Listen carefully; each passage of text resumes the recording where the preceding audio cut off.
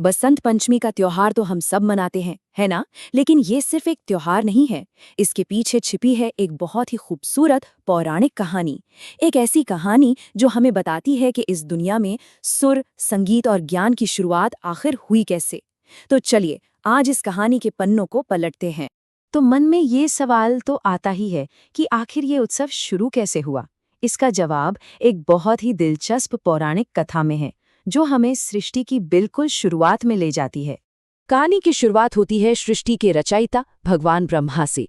उन्होंने एक अद्भुत ब्रह्मांड की रचना तो कर दी, लेकिन उन्हें अपनी ही इस रचना में कुछ अधूरा सा लग रहा था।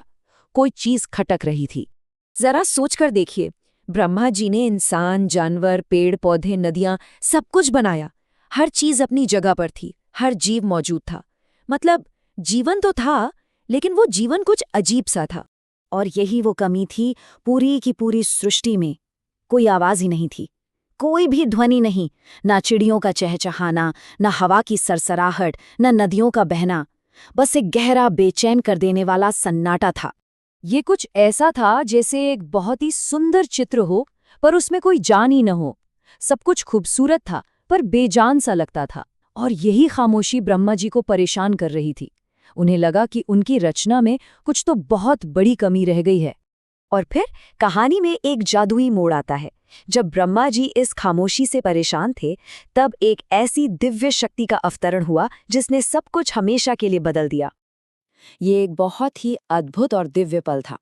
कहते हैं ब्रह्मा जी ने अपने कमंडल से जल की कुछ बूंदें छिड़की, और उन्हीं बूंदों से एक तेजस्वी देवी प्रकट हुईं, जिनके 4 हाथ थे और एक हाथ में थी वीणा। वो थी देवी सरस्वती। देवी सरस्वती के आने के साथ ही सृष्टि उस पल के बेहद करीब आ गई, जिसका उसे शायद सदियों से इंतजार था। वो पल जब ये गहरा सन्नाटा हमेशा के लिए टूटने वाला था। और फिर एक ही पल में मानो सब कुछ बदल गया।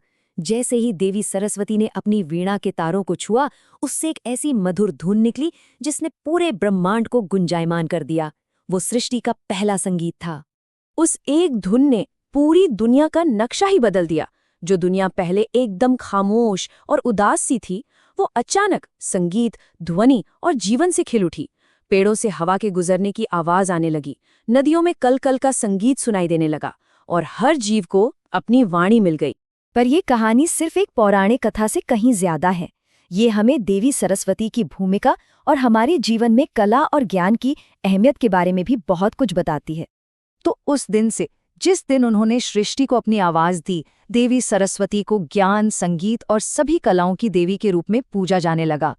वो अपने साथ सिर्फ संगीत ही नहीं लाई, बल्कि उन्होंने इस दुनिया को अभिव्यक्ति और ज्ञान का सबसे बड़ा तोहफा भी दिया। और यहीं पर आकर ये कहानी हमारे त्योहार से जुड़ जाती है। जिस दिन देवी सरस्वती प्रकट हुई और दुनिया को आवाज दी, उसी शुभ दिन को आज हम सब बसंत पंचमी के रूप में मनाते हैं। तो ये त्योहार सिर्फ वसंत के आने का नहीं, बल्कि ज्ञान और कला का भी उत्सव है।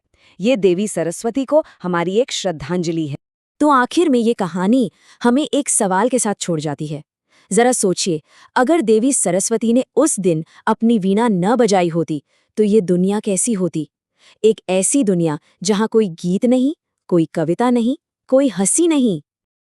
ये कहानी हमें याद दिलाती है कि संगीत और कला हमारी दुनिया को कितना सुंदर और जीवंत बनाते हैं।